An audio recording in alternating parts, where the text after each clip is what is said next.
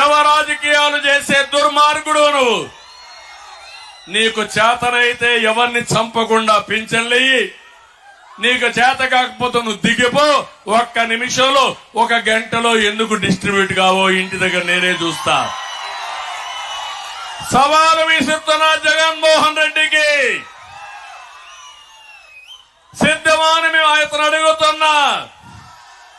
ఇంకొక పక్క తమ్ముళ్ళు, ఈ రోజు మీరు ఒకసారి చూస్తే నేను ఒక మాట చెప్పిన తర్వాత భయపడిపోయారు. ఒకవేళ నువ్వు పింఛన్లు ఇవ్వకపోతే, మొదటి రోజున ఇవ్వకపోతే నేను వస్తానే ఈ నెల నుంచే 4,000 రూపాయలు పింఛన్లు ఇస్తానని చెప్పాను. దాంతో భయపడిపోయాడు జగన్మోహన్ రెడ్డి. నిన్న డబ్బులు రిలీజ్ చేశాడు జగన్మోహన్ రెడ్డి. ఈరోజు 75-80% ఇచ్చారు. ఈ బుద్ధి జ్ఞానం మొన్నేమైంది జగన్మోహన్ రెడ్డి అంటే. ఇంకొకటి చూశాను నేను, ఒక అడగానే జగన్మోహన్ రెడ్డి ఇంకొక రోజు చేస్తుంటే నేరుగా శవాన్ని తీసి వాళ్ళ ఇంట్లోనే పుడ్చేవాడిని. అప్పుడు బుద్ధి వచ్చేది. చంపే హక్కు నీకు లేదు. నువ్వు ప్రభుత్వంలో ఉన్నావు, బాధ్యత నీది, ప్రశ్నించే హక్కు నాది. నువ్వు తప్పు చేస్తే నిలదీస్తా, ఇంకా తప్పు చేస్తే ప్రజా సహకారంతో భూస్థాపితం చేస్తాం తప్ప వదిలిపెట్టాం. తమ్ముళ్ళు, నాకు అనిపిస్తుంది శవ రాజకీయాలు చేసే జగన్మోహన్ రెడ్డి ఫ్యాన్ ఆగిపోయింది. తిరిగే పరిస్థితులు లేదు. ఫ్యాన్ ని ముక్కలు చేయడానికి మీరు సిద్ధంగా ఉన్నారు. కాబట్టి లాభం లేదు. కాబట్టి గొడ్డలు తెచ్చుకో జగన్మోహన్ రెడ్డి. నీ సింబల్ గొడ్డలు పెట్టుకో. గొడ్డలు చూసి బెదిరిస్తున్నావు, గొడ్డలతో రాజకీయం చేస్తున్నావు, రాష్ట్రాన్ని సర్వనాశనం చేశావు. అందుకే సవాలు విసురుతున్నా. నీకు చేతనైతే ఆ గొడ్డలు పెట్టుకోగాని ఈ రాష్ట్రాన్ని శ్మశానం చేయొద్దు, వల్లకాడు చేయొద్దని మరొక్కసారి ఈ ముఖ్యమంత్రికి హెచ్చరిస్తున్నా. నేను అడుగుతున్నా ఇక్కడ మిమ్మల్ని అందరినీ, ఏ ఒక్క వర్గమైనా బాగున్నారా తమ్ముళ్ళు? ఎవరైనా ఆనందంగా ఉన్నారా అని మిమ్మల్ని అడుగుతున్నా. రైతులు మీరు ఆనందంగా ఉన్నారా? రైతు కూలీలు మీరు ఆనందంగా ఉన్నారా? ఆడబిడ్డలు ధరలు పెరిగి మీరు ఆనందంగా ఉన్నారా? ఎస్సీలు మీరు ఆనందంగా ఉన్నారా? బీసీలు మీరు ఆనందంగా ఉన్నారా? ఎవ్వరూ ఆనందంగా లేరు. ఒక్క ఎగ్జాంపుల్ చెప్తున్నా, అన్ని చెప్పలేం కాబట్టి కొన్ని చెప్తున్నా. కొవ్వూరు ఇది రిజర్వ్డ్ కాన్స్టిట్యున్సీ, ఎస్సీ కాన్స్టిట్యున్సీ. ఇక్కడ వెంకటేశ్వరరావు సౌమ్యుడు, లాయరు, ప్రజాసేవ చేయడంలో దిట్ట, మీకెప్పుడూ అందుబాటులో ఉంటాడు. అలాంటి వ్యక్తిని ఇక్కడ పెట్టాం. ఇక్కడుండే దళిత సోదరమణులు అడుగుతున్నా, 5 ఏళ్లు జగన్మోహన్ రెడ్డి పరిపాలన ఎవరికైనా ఎలాంటి లాభం జరిగిందా తమ్ముళ్ళు అని మిమ్మల్ని అడుగుతున్నా. నా ఎస్సీలు అంటూనే జగన్ దళితుల్ని గొంతు కోసేస్తున్నాడు, వారికి తీరని ద్రోహం చేశాడు. మీరందరూ ఎన్నికరండి, మీరు వెనక్కొచ్చండి.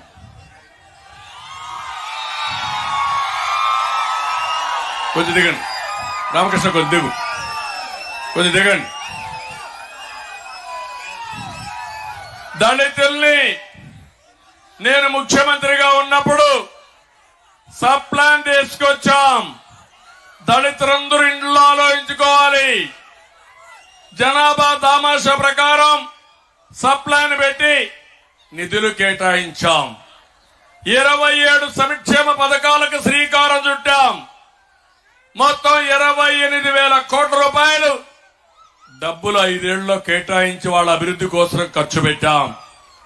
నేను అడుగుతున్నా, ఈరోజు భూమి కొనుగోలు కోసం 3,000 ఎకరాలు కొనిచ్చాం. ఈ రోజు ఎవరికైనా 1 ఎకరా భూమి కొనుగోలు చేశారా అని మిమ్మల్ని అడుగుతున్నా. బెస్ట్ అవైలబుల్ స్కూల్స్ లో దళితులకు సీట్లు ఇచ్చారా అని మిమ్మల్ని అడుగుతున్నా. కులాంతర వివాహాలు చేసుకుంటే ఆర్థిక ప్రోత్సాహాలు ఇచ్చాం, ఈరోజు ఉన్నాయా అని మిమ్మల్ని అడుగుతున్నా. దళిత పారిశ్రామిక రాయితీలు రద్దు చేశాడు. మెడికల్ సీట్లలో బీసీ కేటగిరీ సీట్లు రిజర్వేషన్ రద్దు చేశాడు. బ్యాక్లాగ్ పోస్టులన్నీ రద్దు చేశాడు. విద్యార్థులకి ఫీజు రియంబర్స్మెంట్ రద్దు చేశాడు.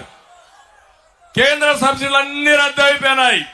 కేంద్రం జాతీయ స్థాయిలో ఫైనాన్స్ కార్పొరేషన్ ద్వారా డబ్బులు ఇస్తే డబ్బులు లేకుండా దళితులకు మోసం చేశాడు, అన్యాయం చేశాడు. ఇంకో పక్క అంబేద్కర్ స్టడీ సర్కిల్ పోయింది. నేను ఆ రోజు ఇన్నోవా కార్లు ఇచ్చాను. ఇప్పుడు వచ్చే తమ్ముళ్ళని మిమ్మల్ని అడుగుతున్నా. ఎస్సీల్లో కారు డ్రైవర్ కాకుండా కారు ఓనర్ చేయాలని ఎన్నో కార్లు ఇచ్చిన ఘనత తెలుగుదేశం పార్టీది. ఇతని అహంకారం ఎంతవరకు పోయిందంటే మా పెద్ద ఆయన పాపం తమ్ముడు భుజాల పైన ఎక్కి సంఘీభావాన్ని తెలియజేస్తున్నాడు. గట్టిగా చప్పట్లు కొట్టి ఆయన ఉత్సాహం చూస్తా ఉంటే నవ యువకుడు అయిపోయాడు. ఇప్పుడు తెలుగుదేశం పార్టీ మన కూటమిని గెలిపించడానికి ఎంత అహంకారో ఈ జగన్మోహన్ రెడ్డి. దళితులు గుర్తుపెట్టుకోవాలి. అంబేద్కర్ రాజ్యాంగాన్ని రాసిన వ్యక్తి. అలాంటి వ్యక్తి పేరుతో నేను విదేశీ విధానం పెడితే, విద్యా విధానం పెడితే దాన్ని రద్దు చేసి ఈయన పేరు పెట్టుకొని ₹1 ఇవ్వని దళిత ద్రోహి ఈ జగన్మోహన్ రెడ్డి అని చెప్పి నేను మీకు తెలియజేస్తున్నా. ఇంతేకాదు, ఈ రోజు నేను అడుగుతున్నా, ఎవరైనా దళితులు ప్రశ్నించే పరిస్థితిలో మీరున్నారా? మాట్లాడే పరిస్థితిలో మీరున్నారా అని మిమ్మల్ని అడుగుతున్నా. ప్రశ్నించకూడదు, నిలబడకూడదు, నోరెత్తకూడదు. ఎత్తే కేసులు పెట్టి జైల్లో పెట్టి వాళ్ళని హతం చేసే పరిస్థితికి వచ్చాడు. ఎవరైనా స్వరం విప్పితే వాళ్ళ గొంతు నొక్కేశాడు, లేకుంటే చంపేసే పరిస్థితికి వచ్చాడు. 6,000 మంది పైన తప్పుడు కేసులు పెట్టాడు.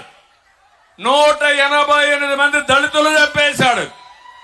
ఇక్కడే తమ్ముళ్ళు ఈస్ట్ గోదావరిలో డ్రైవర్ సుబ్రహ్మణ్యాన్ని వీళ్ళ ఎమ్మెల్సీ అనంతబాబు చంపేసి డోర్ డెలివరీ చేశారంటే మీరు ఆమోదిస్తారా అని మిమ్మల్ని అడుగుతున్నా. దళితులు ఒప్పుకుంటారా అని మిమ్మల్ని అడుగుతున్నా.